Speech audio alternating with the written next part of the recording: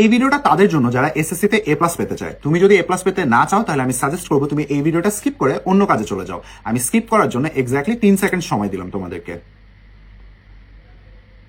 Congratulations, তুমি যেহেতু এখনো এই ভিডিওটাতে আছো তার মানে তুমি এ প্লাস পেতে চাও।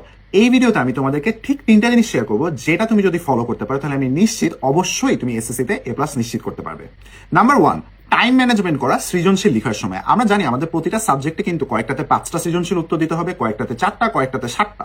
এই সৃজনশীল লেখার জন্য তোমাকে কিন্তু মাথায় রাখতে হবে যে তুমি পরীক্ষার হলে অফুরান্ত সময় পাবা না। এই সৃজনশীল লেখার জন্য তোমার একটা লিমিটেড টাইম পাবা। হয়তো তোমার পরীক্ষা 2 ঘন্টা 10 মিনিটে, সেই 2 ঘন্টা 10 মিনিটকে তোমাকে ভাগ করতে হবে যে কয়টা সৃজনশীল আছে। এই অনুযায়ী প্রতিটা সৃজনশীলের একটা অ্যাভারেজ টাইম বের হবে। সেই অ্যাভারেজ টাইমটা অনুযায়ী তোমাকে সৃজনশীল প্র্যাকটিস করতে হবে। আমি এটার জন্য আরেকটা অ্যাডভাইস তোমাকে বোনাস হিসাবে দিয়ে রাখতে চাই।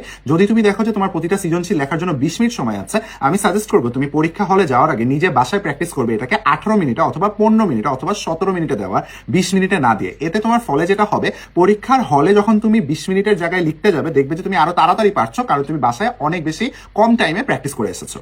টিপ নাম্বার 2 হচ্ছে রেগুলার মডেল টেস্ট দেওয়া। এই মডেল টেস্ট দেওয়ার কারণে তোমার পরীক্ষার হলে যে ভয়টা আছে সেই ভয়টা কেটে যায়। এবং এই মডেল টেস্টগুলো আমি সাজেস্ট করবো তোমাদেরকে 2 ভাবে দেওয়া। একটা হচ্ছে বিগত বছরের বোর্ড প্রশ্ন সলভ করা, এটা সবাই বলে, কিন্তু আমি এখানে একটু তোমাকে হেল্প করি। তুমি শুধুমাত্র তোমার নিজের বোর্ডের প্রশ্ন সলভ করবে না, তুমি অন্যান্য বোর্ডের প্রশ্ন সলভ করবা। যেমন ফর এক্সাম্পল, তুমি যদি ঢাকা বোর্ডের হয়ে থাকো তুমি অবশ্যই কুমিল্লা, দিনাজপুর, রাজশাহী অন্যান্য বোর্ডের প্রশ্নগুলো সলভ করবা। এটার একটা বড় উপায় হচ্ছে বা সুবিধা হচ্ছে যে এটা করলে তোমার অন্যান্য বোর্ডের প্রশ্নগুলো প্র্যাকটিস হয়ে যাবে। এবং তুমি যদি দেখো যে প্রতি বছর অন্যান্য বোর্ডের থেকেও কিন্তু তোমার প্রশ্ন আসে।